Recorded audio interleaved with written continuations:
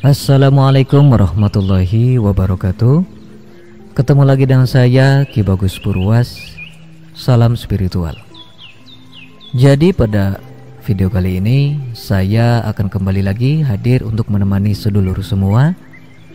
Kita akan kembali lagi membahas tentang dunia spiritual, dunia supranatural, dan juga dunia ilmu kegoiban. Nah sedulur semua, setelah kemarin kita bahas tentang efek samping belajar ilmu gaib, ini mungkin bisa dibilang part 2-nya ya.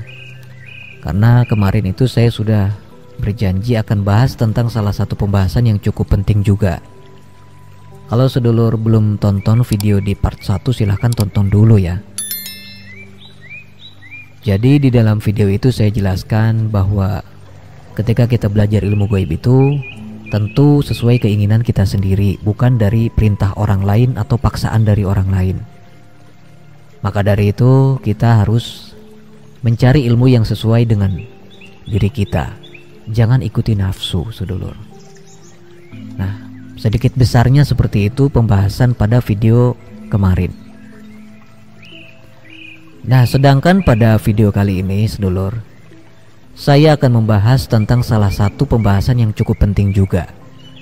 Jadi ada beberapa ilmu amalan yang tidak cocok untuk kita amalkan. Ada loh yang seperti itu. Maksudnya gimana Ki Bagus? Amalan yang tidak cocok? Iya, ada amalan-amalan yang tidak cocok untuk kita amalkan.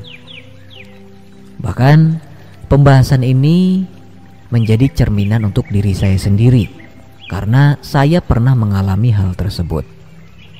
Jadi sedulur, dunia ilmu gaib itu mempunyai banyak sekali amalan. Ada ilmu hikmah, ada ilmu kejawen, ada ilmu buhun, belum lagi ilmu-ilmu suku pedalaman. Banyak sedulur.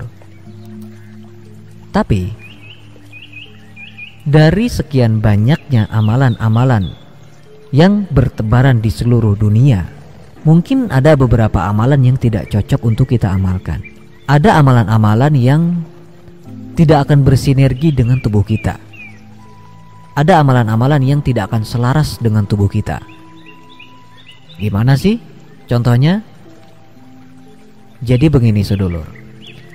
Contoh sedulur mempunyai ajian macan putih. Nah, ketika sedulur sebelum mempunyai ajian macan putih, itu sedulur ingin mempelajari ajian macan putih dengan tujuan agar dihormati dan disegani banyak orang. Itu tujuan sedulur mempunyai ajian macan putih. Ini contoh ya sedulur.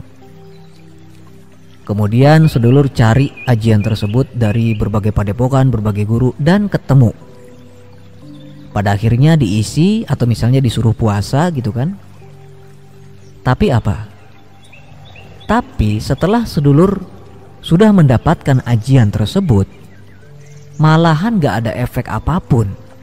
Yang misalnya tadinya sedulur ketika ingin mempunyai ajian macan putih, sedulur ingin disegani oleh orang lain, sedulur ingin dihormati oleh orang lain. Karena sebelum mempunyai ajian macan putih, sedulur sering dibully, sedulur sering diremehkan. Tapi tidak ada efek apapun setelah mempunyai ajian macan putih. Bahkan yang lebih parahnya lagi, sedulur malah sering dicaci maki, sering difitnah, sering dilecehkan, sering dibully oleh orang lain. Bahkan lebih parah sebelum mempunyai ajian macan putih.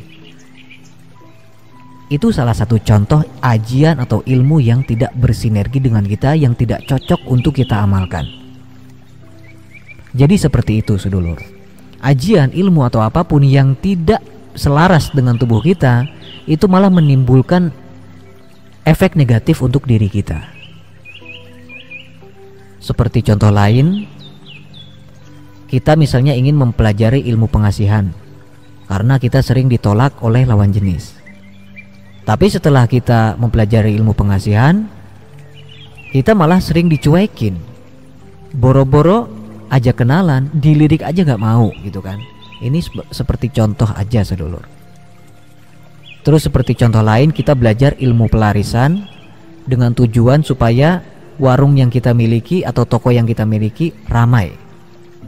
Tapi setelah kita riyadhah, setelah kita puasa mempelajari ilmu pelarisan, kok kenapa malah sepi usahanya? Jadi itu adalah ciri-ciri amalan atau ilmu yang tidak mau bersinergi dengan tubuh kita, tidak mau selaras dengan tubuh kita, bahkan malah berbenturan atau bentrok dengan tubuh kita. Ada yang seperti itu sedulur. Maka apabila sedulur mengalami hal tersebut, itu bisa jadi amalan atau ilmu atau ajian yang sedulur miliki itu berbenturan, tidak mau selaras dan tidak mau menyatu dengan tubuh sedulur. Kok bisa seperti itu sih Ki Bagus? Kenapa? Karena banyak sedulur faktornya. Setiap orang itu berbeda. Ada yang bawaan lahir, ada yang sudah kodratnya seperti itu gitu kan. Jadi tidak bisa dipungkiri bahwa ada amalan yang seperti itu. Lalu harus gimana amalan tersebut? Apabila memang amalan tersebut itu sudah kita tirakati, sudah capek-capek kita riyadhahi, harus dipuasakan seminggu, sebulan gitu kan, tapi pada akhirnya amalan tersebut gak cocok untuk kita amalkan, maka kuncinya apa? Gak perlu dibuang, gak perlu dihilangkan, tapi jangan kita baca, jangan kita praktekkan. Caranya gimana? Caranya kita berikan kepada orang lain.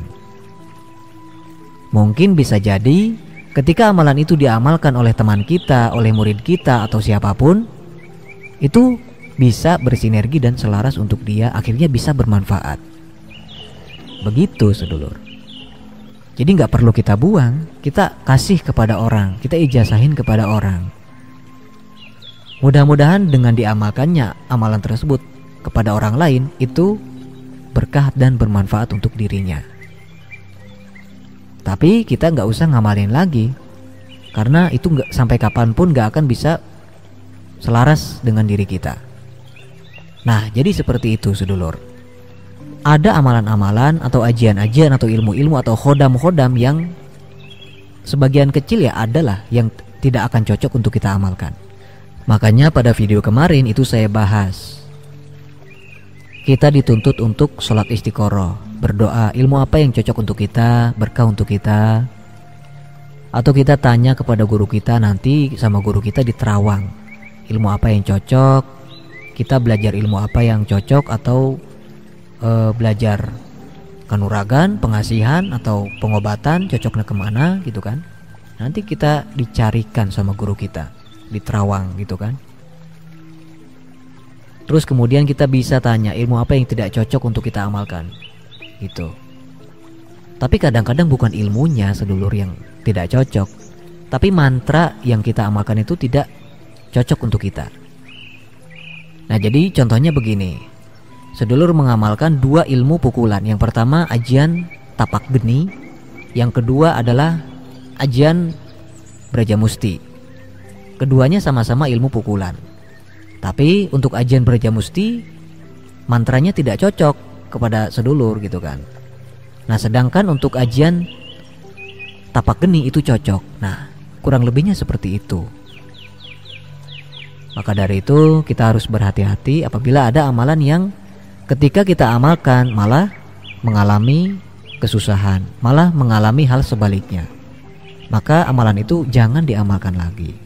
Karena sampai kapanpun itu amalan tidak akan cocok sedulur.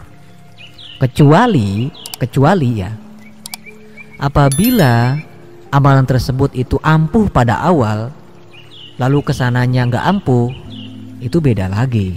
Itu beda lagi. Itu nggak usah dibuang, itu amalin aja terus. Itu hanya cobaan. Gitu sedulur.